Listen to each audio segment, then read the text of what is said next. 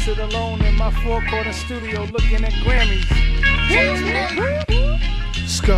Let's get it, girl. Now snap that, pop that. Now snap that, pop that. Now snap that, pop that. Now snap that. Let's go. Yo, what up, people? This is Kwamé, aka K-1, artist, producer, all-around nice guy, toy collector, beat extraordinaire. You know, just here in the studio doing my thing. I'm a producer, I'm an artist, I'm a professional con man. All I do is think of you, even though I'm not supposed to. Technically, you don't have to make any kind of music to be a producer. You know, a producer is somebody that can take a record from conception to completion and in the most professional manner and have it sounding, you know, pretty much current, ahead of the curve, and also technically correct. So me as a producer, you know, yes, I do make the beats. Yes, I very rarely sample, but if I do, you know, it's probably 10% sampling and most of it is just live playing or keyboard playing that I do. But what I'm able to do is I'm able to direct the rapper how to say a rap or what raps to say, or I'm able to come up with a hook or tell an artist exactly how to say that hook and the feeling and the emotion. And whether it's singing, whether it's rapping, you know, I know my notes, I know my keys, I know different. I'm able to coach artists on how to express themselves on a record. That's more than just making a beat. There are a lot of cats out here that call themselves producers, and maybe one day they will be technically a producer. And so I never want to shortchange anybody, but for now they'll just make a track and then they'll say, okay, now sing. That's not producing. You know, I need you to sing in this key. No, you're not. You're off key. You're sharp. You're flat. You know, sing it like this. Here's the expression. Here's how you need to exude on a track. It's very technical.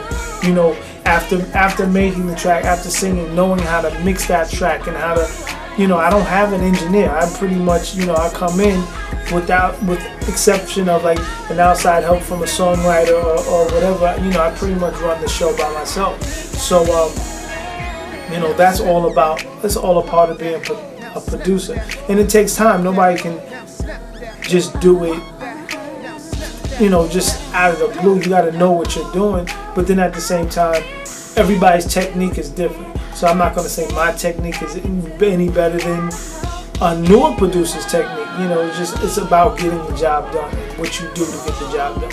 So, you know, that's in my opinion what the difference is.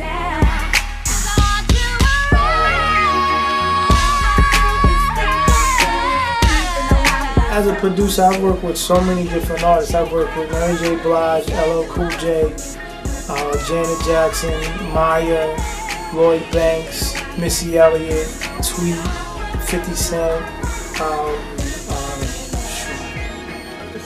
the list goes on. JoJo, Jay Janae,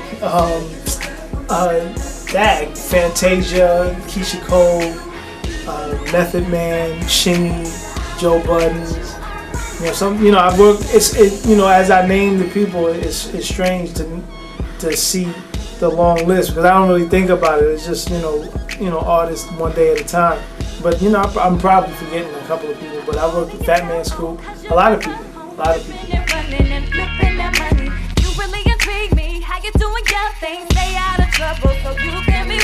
You know, my roots are in hip hop. I'm a part of hip hop culture, so you know whatever genre I do, I gotta have that rhythm to it, that backbeat. You know, as long as I can give you a strong rhythm, that's what's most important. You know, giving that strong rhythm and adding, you know, the elements of whatever genre that I'm doing, but also putting my own stamp on it. I don't want, when you hear my music, I want you to know that that's Kwamé music. You know, he may be doing rock at this time, or he may be doing R&B or pop at this time, but you know that's what Kwamé does. And I try to take pride in not having a style, but at the same time, my style is no style. I don't want to be able to repeat the same track over and over and over again and become redundant. So, I'm like a scientist. I just like to experiment with different music and different sounds and different cultural sounds that into my music and just have fun. That's the main thing. It's having fun.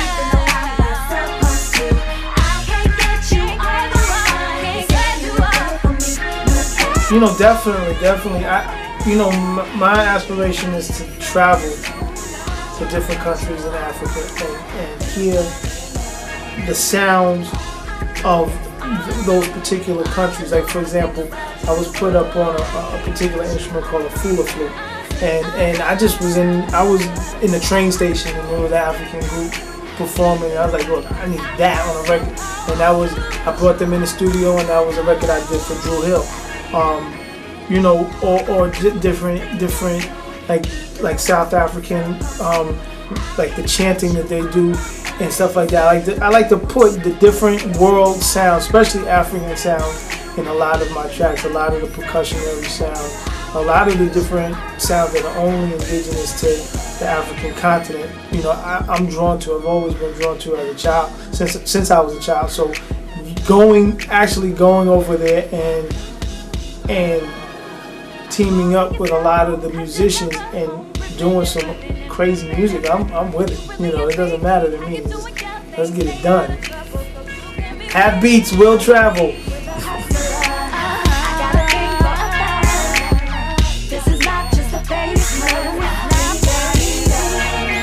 Well, it's funny because, when you look at the history of hip-hop is based on taking a record that's already in existence and rapping over it. The first commercial rap record was Rapper's Delight. All it was the instrumental of Chic's Good Time.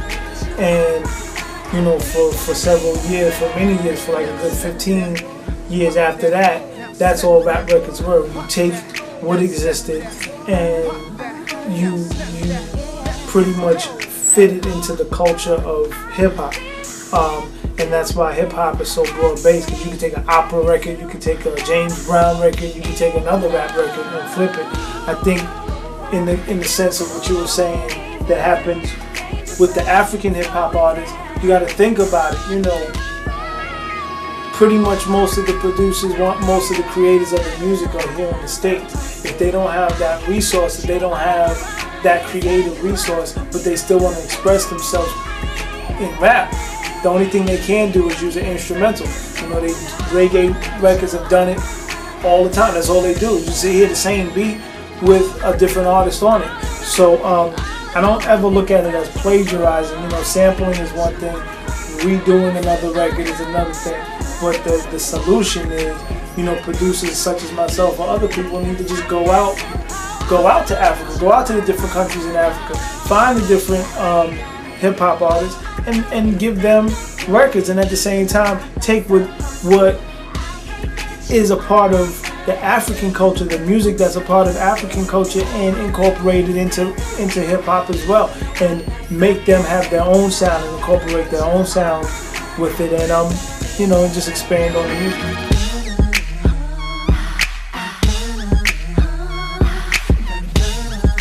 Well, I've always been a producer. Anything I've ever done as an artist, I've produced. And at the same time, as being an artist, I was producing for other people here and there.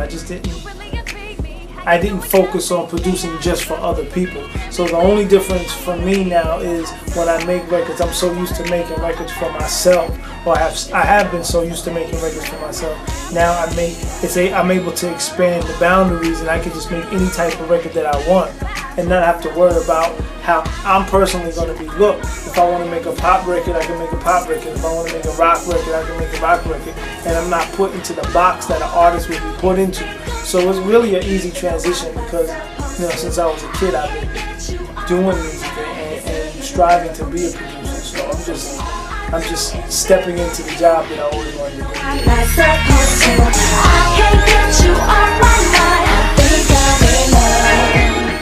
I just like to have fun with my music, and I've been doing it for a long time, plan to do it for even longer, and thanks for checking with me.